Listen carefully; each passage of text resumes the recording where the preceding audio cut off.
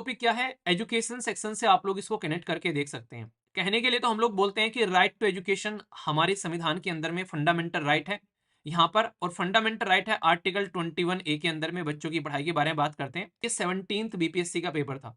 तो जो 17th BPSC का पेपर था, इस पेपर के लीक होने की खबर आती है आने के लिए 300 से 400 बच्चे जो हैं वो यहाँ पर एक सेंटर के ऊपर में बाहर निकल कर आए गए, कॉपी लेकर बाहर निकल आए जबरदस्ती, उनको रोका गया, पर लेकिन वो कॉपी और ओएमआर सीट लेकर बाहर आ गए यहाँ पर।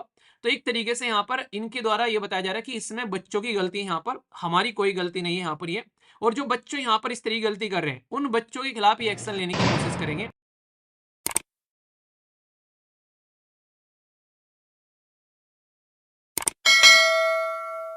टॉपिक क्या है, एजुकेशन सेक्शन से आप लोग इसको कनेक्ट करके देख सकते हैं। कहने के लिए तो हम लोग बोलते हैं कि राइट टू एजुकेशन हमारे संविधान के अंदर में फंडामेंटल राइट है यहाँ पर, और फंडामेंटल राइट है आर्टिकल 21A के अंदर में बच्चों की पढ़ाई के बारे में बात करते हैं 6 से लेकर 14 साल के बच्चों के लिए। साथ ही साथ में हम लोग बात करते हैं राइट टू प्रोटेस्ट के बारे में भी, कि भाई फंडामेंटल राइट है आर्टिकल 19 के अंदर में। पर लेकिन यहाँ पर डीएम साहब ने क्या किया, जो बच्चे प्रोटेस्ट कर रहे थे उनको उठाकर थप्पड़ जड़ दिया। तो क्या यहाँ पर ये इनको इस चीज की आज ये यहाँ पर इस पोस्ट के द्वारा इन चीज की इजाजत मिल जाती है? क्या ये किसी को भी थप्पड़ मार सकते हैं? अगर किसी इंसान ने कुछ गलत किया है तो आप लोग उसको पकड़ो, जो गुनाह किया है उस गुनाह के लिए उस इंसान को जेल में डालो ले जाकर। पर लेकिन इंसान अगर प्रोटेस्ट कर रहे हैं तो उसके लिए थप्पड़ मार रहे हो। तो अभी मैं पूरा मुद्दा समझाता हूँ और इसके आगे क्या हो सकता है वो भी मैं आप लोग को बताता हूँ, क्योंकि आर्टिकल देखकर जो अभी दिख रहा है कोई आप लोग को अलग ही डायरेक्शन में चीजें जाती हुई नजर आएंगी। कल क्या मुद्दा होता है, बिहार के अंदर में पेपर होता है जो कि बीपीएससी का पेपर था, और ये 17th बीपीएससी का पेपर था। तो जो 17th बीपीएससी का पेपर था, इस पेपर के लीक होने की खबर आती है कि पेपर लीक हो गया है और बच्चे जो हैं वो सड़कों पर उतर आए हैं। पर पता चलता है जब इसको अंदर से जाकर देखा जाता है कि सारे सर्विस जहां पर भी पेपर प्रोवाइड कराया गया, सारे जो सेंटर थे उनमें सब जगह पेपर नॉर्मल हुआ है। पर बिहार के अंदर में एक सेंटर था जिसका नाम था बापू परीक्षा केंद्र, जो कि पटना के अंदर में था। यहाँ पर पेपर मिलना था 12 बजे, क्योंकि पेपर की टाइमिंग थी 12 से 2। पर लेकिन बच्चों को पेपर मिलता है यहाँ पर 12:25 तक भी नहीं मिलता है, 12:30 के बाद में पेपर मिलता है। और जब वो पेपर मिलता है तो पेपर डायरेक्टली नहीं मिलता है, वो पेपर जो एनवलप में आता है वो सील नॉर्मली पैक होनी चाहिए, पर लेकिन वो पैक सील यहाँ पर नहीं आती है, वो सील ओपन आती है यहाँ पर। तो बच्चों के मन में थोड़ी सी एक तरीके से बेचैनी होती है कि यार एक तो 30 मिनट बाद में पेपर आ रहा है, एक बच्चा अगर 12 बजे पेपर देने पहुंचता है जैसे तैसे हफरा तफरी में, आप लोगों को पता है कि कितनी प्रेशर होता है इंसान के माइंड पर, और उस टाइम पर फिर यहाँ पर ये जो पेपर होना था बेसिकली 12:30 बजे पहुंचता है, मतलब 12:30 बजे पेपर मिलता है। तो सोच के देखो कितने बेचैन बच्चे हो चुके होते हैं कि 2 घंटे के पेपर में 30 मिनट ऑलरेडी गवा चुके हैं। खुद से फील करके देखो अगर आप लोग बैठे हो एग्जामिनेशन हॉल के अंदर में कैसा लगेगा। और फिर उसमें पता चलता है कि भाई साहब पेपर जो आया है जिस एनवलप में, वो एनवलप ऑलरेडी ओपन है यहाँ पर। तो यहाँ पर बच्चे इस चीज से इरिटेट हो जाते हैं। तो यहाँ पर कई सारे बच्चे लगभग 150 200 कई 400 बता रहे हैं, कोई 350 बता रहे हैं, वो अपना पेपर उठा के कॉपी उठाकर सड़कों पर आ जाते हैं कि ऑलरेडी पेपर जो है वो निकल चुका है। तो यहाँ पर इसको लेकर जो एग्जाम सेंटर के जो मुखिया होते हैं हेड, उनके द्वारा ये बोला गया कि जो एनवलप में पेपर आता है, एक एनवलप में पेपर कम थे और दूसरे एनवलप में पेपर ज्यादा थे। तो इसकी वजह से हम लोग को एनवलप खोलना पड़ा, और यहाँ पर एनवलप खोलने के बाद में यहाँ पर पेपर जो है उनको इक्वल डिस्ट्रीब्यूट करना पड़ा। तो बच्चों ने इस फैक्ट को एक्सेप्ट नहीं किया, उन्होंने कहा कि पेपर जो है वो ऑलरेडी बाहर आ चुका है और पेपर पहले से यहाँ पर दिए जा चुके हैं और इसको यूज कर रहे हैं बाहर सोल्वर। तो इस तरीके की बातें यहाँ पर सामने निकल कर आई। तो सेंटर ने बोला है कि इस सेंटर के ऊपर में लगभग 12 साढ़े 12 हजार के करीब बच्चे पेपर दे रहे थे, बस ओनली 100 150 बच्चों को यहाँ पर ये दिक्कत हुई। तो इसके चलते यहाँ पर इनके खिलाफ एक्शन लेना चाहिए जो बच्चे ऐसी हरकतें कर रहे हैं।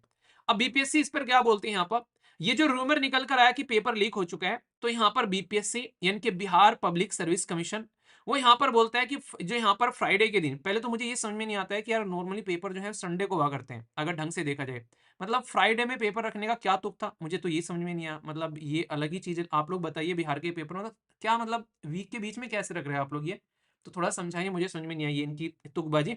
बहुत सारे लोग काम करने वाले होते हैं, बहुत सारे लोग जॉब कर रहे होते हैं, वो पेपर देने जाते हैं। तो यहाँ पर ये बताया गया, इनके जो चेयरमैन थे जो बीपीएससी के साइड से यहाँ पर जो बेसिकली बातें निकल कर आती है कि यहाँ पर ये एक तरीके की कॉन्स्पिरेसी है पेपर को कैंसिल कराने के लिए। 300 से 400 बच्चे जो हैं वो यहाँ पर एक सेंटर के ऊपर में बाहर निकल कर आए गए, कॉपी लेकर बाहर निकल आए जबरदस्ती, उनको रोका गया, पर लेकिन वो कॉपी और ओएमआर शीट लेकर बाहर आ गए यहाँ पर। तो एक तरीके से यहाँ पर इनके द्वारा ये बताया जा रहा है कि इसमें बच्चों की गलती है, यहाँ पर हमारी कोई गलती नहीं है यहाँ पर ये। और जो बच्चे यहाँ पर इस तरह की गलती कर रहे हैं उन बच्चों के खिलाफ ये एक्शन लेने की कोशिश करेंगे। जैसे यहाँ पर आप लोग खुद देखो, अगर बच्चे आवाज उठा रहे तो उनको यहाँ पर इन्होंने थपड़िया दिया, तो किसने इनको अधिकार दिया ये इस तरीके थप्पड़ मारने का?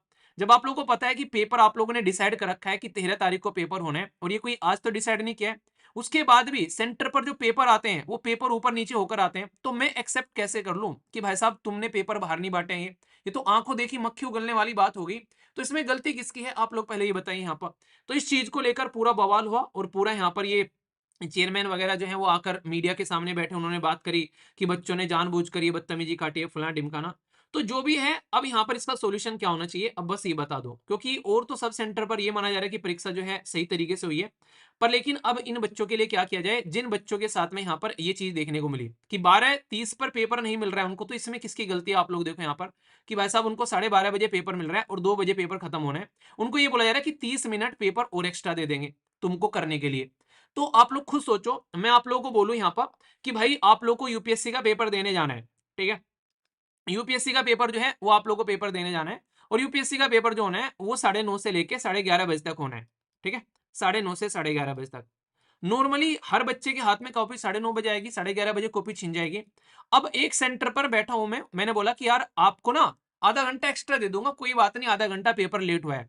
आप लोग बोलोगे यार ये क्या घपला चल रहा है, अगर ये हमारे साथ में ऐसा कर रहे हैं तो ये तो ऐसा किसी और को भी पेपर देकर बैठाकर उससे पेपर करवा सकते हैं साइड में, अगर इतनी ये हरकतें कर रहे हैं यहाँ पर कि आधा घंटा एक्स्ट्रा कर देंगे यहाँ पर ये।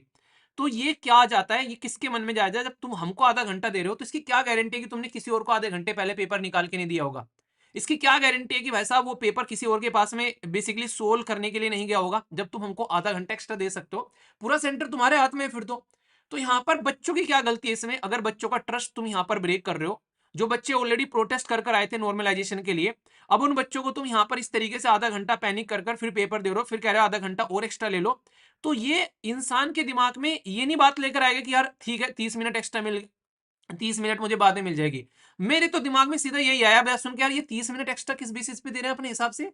ये तो किसी को भी 30 मिनट दे सकते हैं इस तरीके से बैठा के, 30 मिनट पहले पेपर दे सकते हैं, किसी को 30 मिनट बाद में ले सकते हैं। जो 2 घंटे का पेपर सोल्व होना था उस 2 घंटे के पेपर को 3 घंटे में करवा दिया इन्होंने, तो एक तरीके से देखा जाए तो ये चीज कौन जस्टिफाई करेगा? मैं तो पूछ रहा हूं बेसिकली यहाँ पर बिहार पब्लिक सर्विस कमीशन से, जिन्होंने आकर ये पब्लिक में आके 1 मिनट में बात बोल दी कि हाँ ये हम लोगों ने इनको 30 मिनट एक्स्ट्रा देने की बात की थी। तो मतलब ये कहां से आप लोग इसका सॉल्यूशन निकालोगे और ये क्यों बच्चे ट्रस्ट कर ले इस बात पर कि उस सेंटर के ऊपर में आप लोगों ने गड़बड़ी नहीं की है?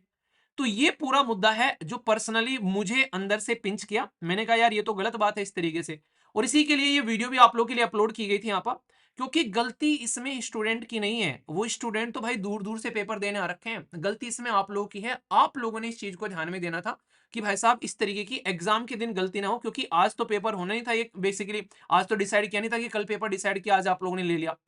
ते आप लोगों ने पेपर जो है लगभग 2-3 महीने पहले तो सबको पता ही था ना कि पेपर होने वाला है। तो ये क्यों इसके अंदर में गड़बड़ हुई यहाँ पर, तो क्यों ट्रस्ट कर ले? और चलो एक बार को फिर भी देख लो, एनवलप खुला हुआ था, चलो मान लिया, चलो इसको भी इग्नोर कर देते। यार उन बच्चों को 30 मिनट बाद में पेपर देने की क्या बात थी यहाँ पर? ये एटलीस्ट वो चीजें तो आप लोगों को सही करनी थी ना। तो इस चीज की रेस्पॉन्सिबिलिटी कौन लेगा? तो ये कुछ ऐसे मुद्दे हैं जिनके ऊपर में बात होनी चाहिए, और यहाँ पर कल को चलकर एग्जाम को लेकर अगर बच्चों का ट्रस्ट इस तरीके से ब्रेक होता है, वैसे ही आप लोग इतनी चीजें देख रहे हैं यार ऑलरेडी आज की डेट में, और ऊपर से बच्चे यहाँ पर जब ऐसी चीजें देखते हैं, हमारी सीट बाहर आ रही है निकल कर, तो दूसरे बैठे हुए पेपर देने का मन करेगा उनका, जो बाहर अंदर बैठे हुए पेपर दे रहे हैं उनके बारे में कौन सोचेगा? तो ये कुछ ऐसे मुद्दे हैं, ये सिस्टम को ध्यान रखने चाहिए कहीं ना कहीं, क्योंकि ऑलरेडी किसी भी एग्जाम को लेकर ट्रस्ट आप लोग खो चुके हैं। तो अगर कोई ऐसी न्यूज निकल कर आती है तो वो आप लोगों की जो एक इमेज है उस पर और कलंक ही लगाएगी, उसको सही नहीं करेगी। तो ये एजुकेशन सिस्टम में एक लूप होल है जिसको इंप्रूव करना चाहिए, और रिसोर्सेज का इफेक्टिवली यूटिलाइजेशन करना चाहिए। जो तरीका है ये सही नहीं है, ठीक है? बाकी आप लोग ही क्या रहे हैं, पेपर फिर से होना चाहिए या फिर नहीं, आप लोग इसके बारे में क्या बात करते हैं, तो आप लोग बताइएगा। क्या कह रहे हो, व्हाट्सएप पर बात करने को बोल रहे हो 1 साल से? अच्छा, मतलब यहाँ पर डिस्कशन चल रहा है, तुमको मैं पहले बातें कराता हूँ, रुक जाओ। इस तरीके से तरीका थोड़ी ना होता है। मैं यहाँ पर डिस्कशन कर रहा हूँ, ये अलग ही चीजें चल रही है।